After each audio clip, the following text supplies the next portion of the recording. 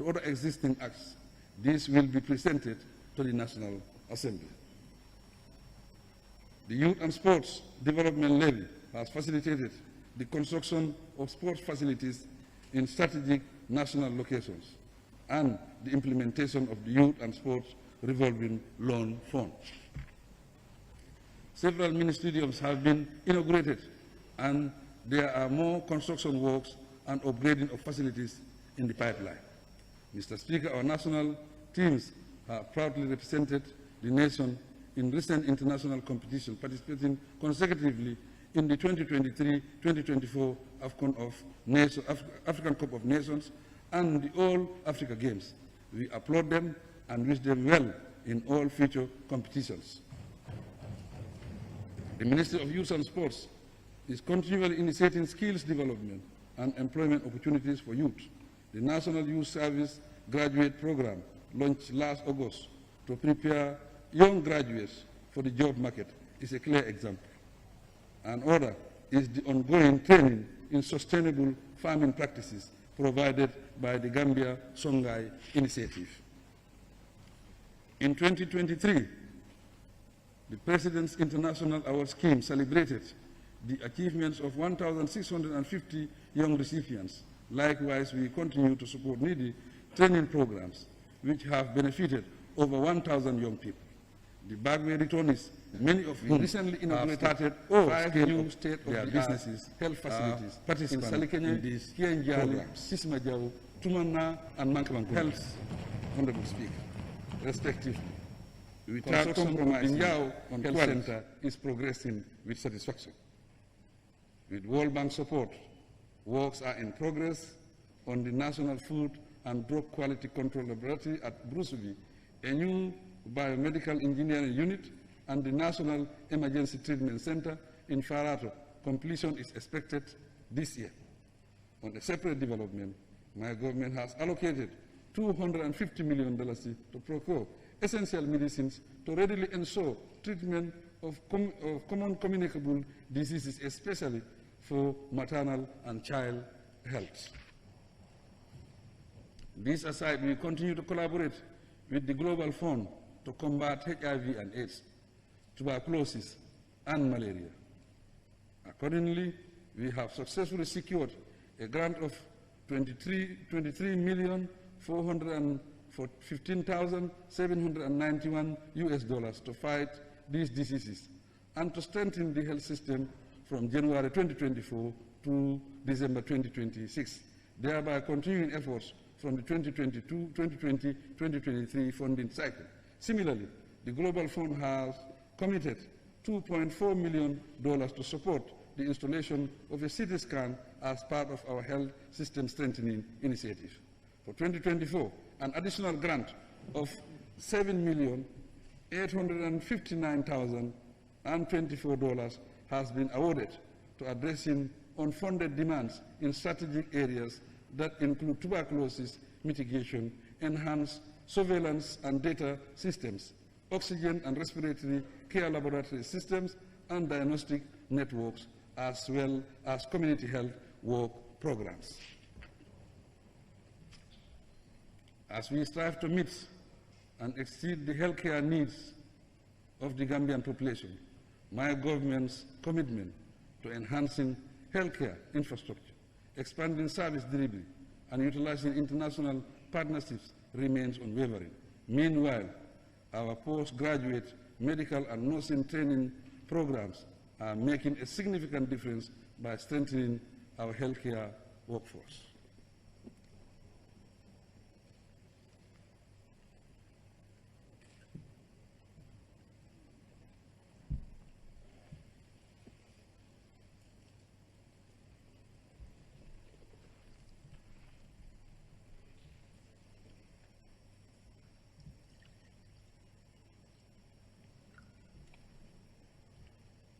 My conclusion, Honorable Speaker, Honorable National Assembly members, distinguished ladies and gentlemen, my address clearly portrays a nation that is amazingly recovering from the devastation of a global pandemic that strangled the world economies. A nation in progress and a nation whose development efforts are already yielding resounding results.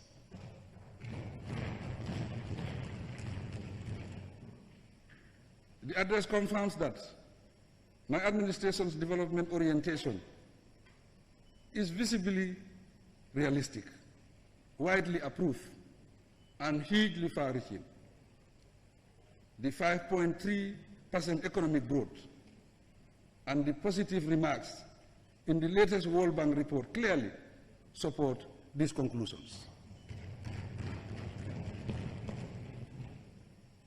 The OIC summit, our international ratings on press freedom and human rights, our growing bilateral relations, and the key positions we hold in ECOWAS, AU, and UN vividly demonstrate our acceptance on the world stage.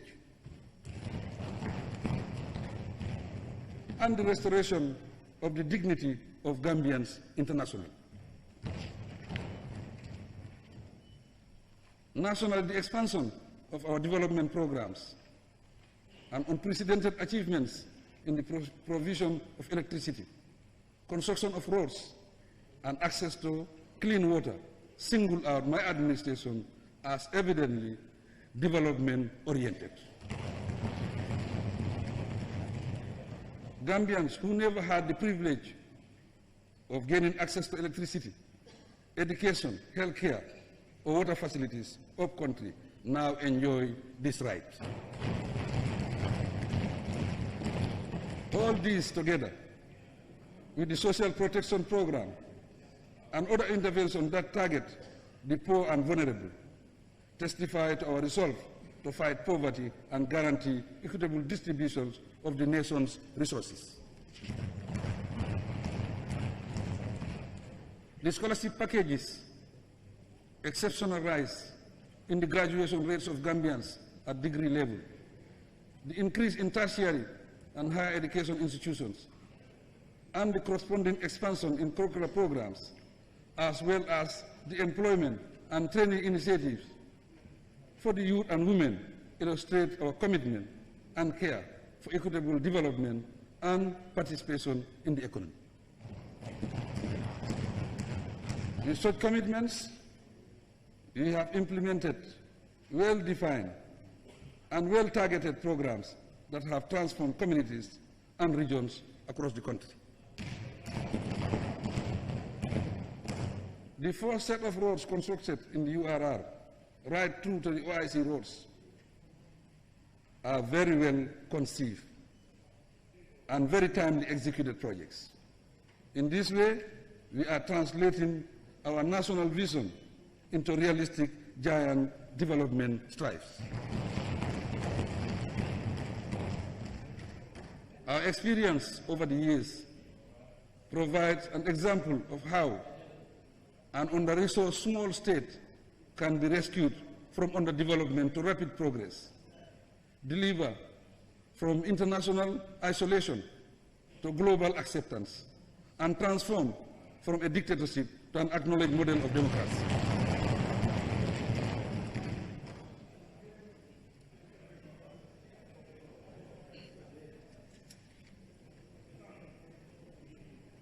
There is no turning back and no slowing down for us.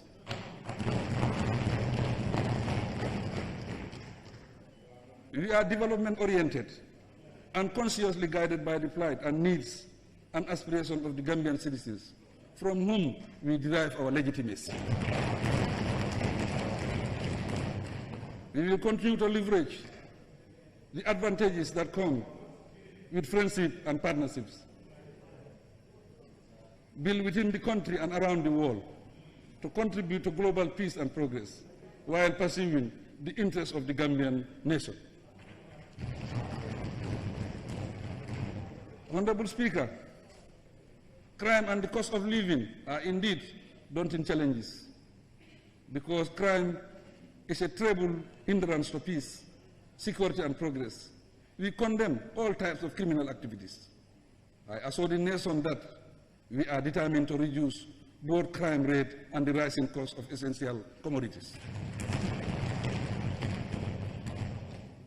Although we are aware of the complexities embedded in these two global threats to peace, the consequences of disrupting the peace, stability, and development of any community or any nation are obvious. Our progress lies in peace and our togetherness, as well as our capacity for development.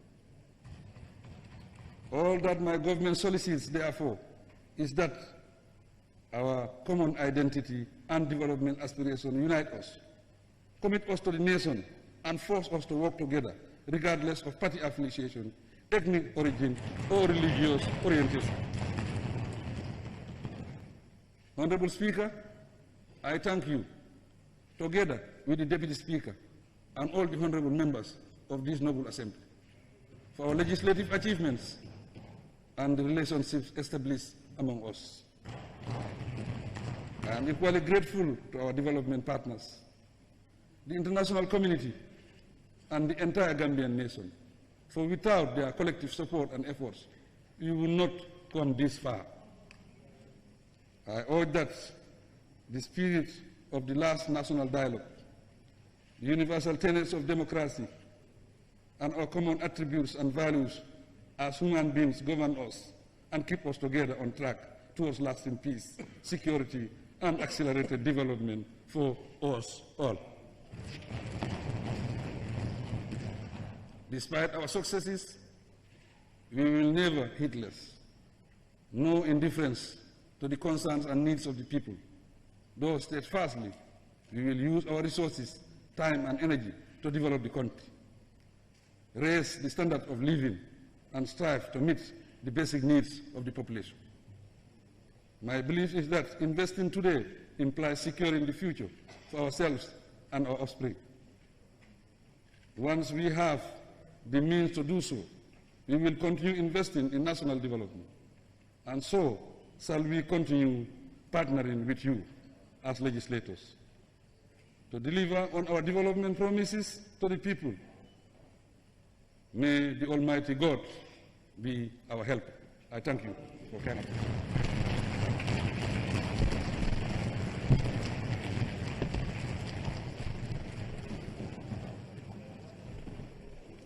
Thank you, Your Excellency. Honorable members, any seconder? Honorable Member for Kantora and Majority Leader. Thank you very much, Honorable Speaker, for giving me the floor. Equally, I rise to second the motion and thank His Excellency for well-articulated and comprehensive speech delivered here in the Allo Chambers. Indeed, a true Democrat and defender of human rights.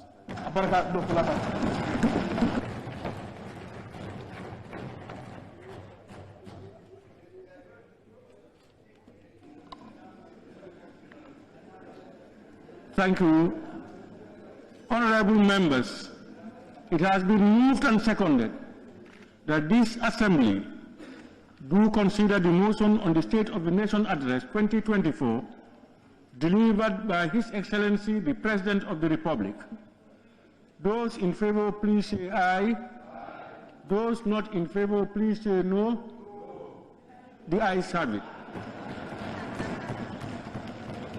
Honorable members,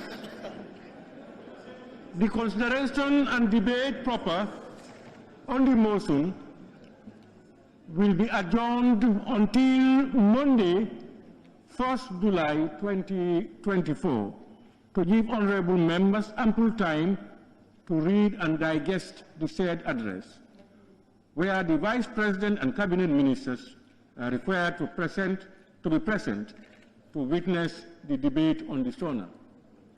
Before adjourning this sitting, please allow me, on behalf of both sides of the Assembly, and indeed on my own behalf, thank His Excellency, the President of the Republic of the Gambia, for his well-delivered and insightful State of the Nation address. The address has outlined the condition of the Gambia, the policies of the government, and the administration of the state as provided for in the Constitution. The statement also provided us the opportunity to reflect on the achievements and challenges we face as a nation and the urgent need for national unity, peace, and stability to propel the development needs and aspirations of our dear motherland. As the people's representatives, we are charged to do our best to ensure that the policies and programs outlined in His Excellency's address are scrutinized and debated with due diligence. It is also important for us to have a clear understanding of the government's policies, development programs, and aspirations.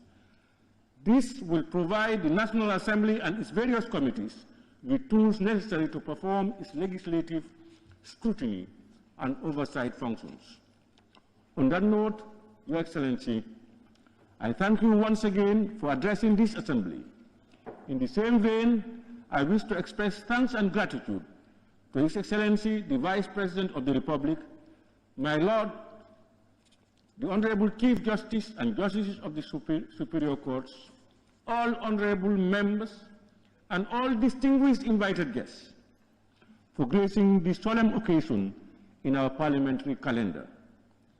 By extension, on behalf of both sides of this August Assembly, I also wish to register our gratitude to all Gambians for the support and collaboration in our collective drive towards nation building.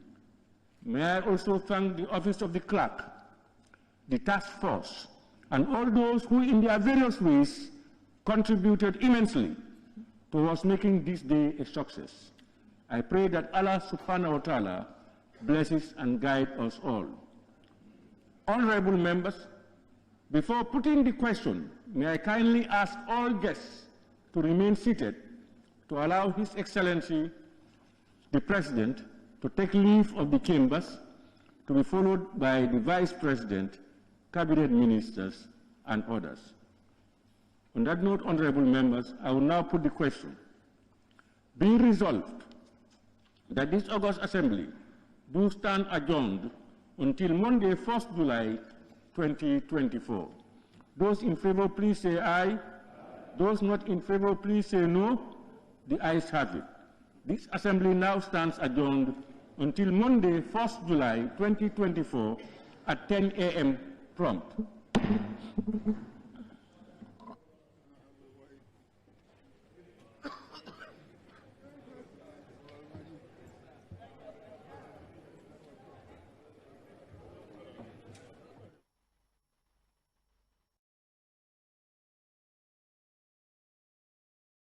If you are joining us once again,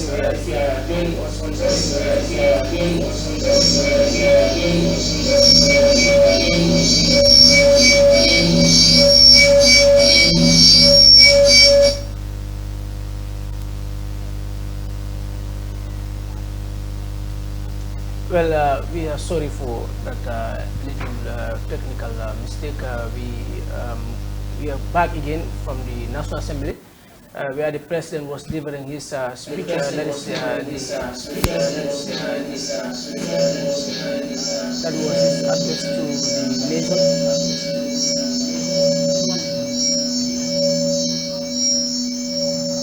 All right, that was his address to the nation and also to Parliament, which, as he acknowledged, is usually done almost every year. Every year, he goes to the National Assembly to tell them the shortcomings and also some of the challenges and plans that his government has.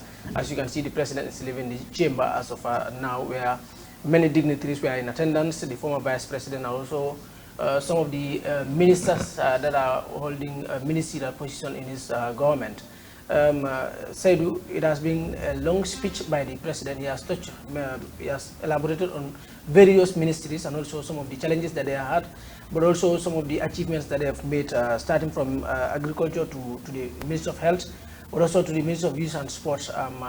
Overall, what have you learned from this President's speech? Well, thank you very much, Omar. It is a well-articulated speech from the President, and then he made mention of various sectors within the government. He mentioned about security, mentioned about agriculture, youth and sports, and of course unemployment and infrastructure and other sectors that are within the government. And I think when it comes to the youth and sports, particularly sports, we've seen the renovation that is going on at the Independence Stadium.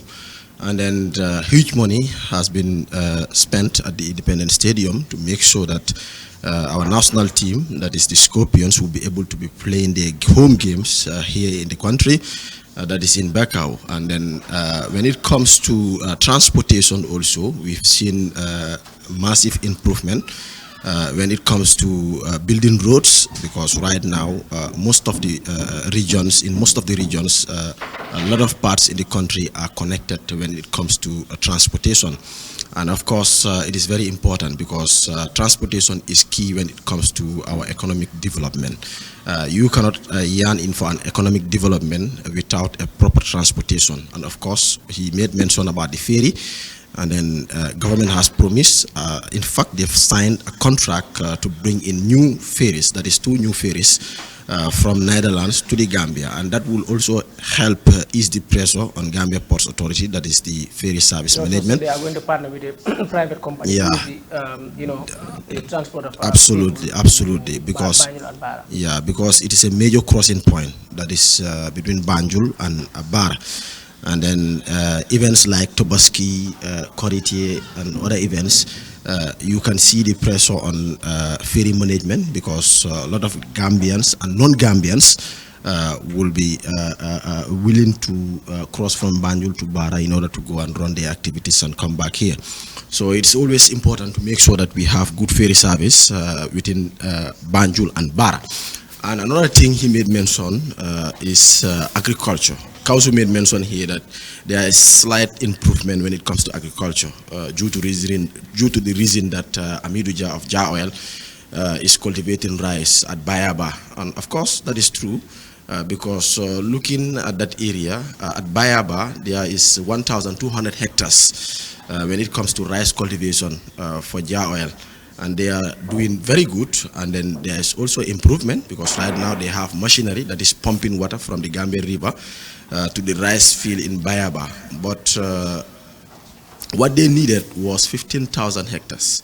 And right now the available hectares are 1,200 hectares. So the rest of the hectares, when can it be available? And then I think there is where government needs to chip in and make sure they will make things easy for Jah Oil in order to achieve that 15,000 hectares, in order to also play their part when it comes to rice cultivation in the country, in order to achieve our aim and objective, that is, eat what you grow and grow what you eat.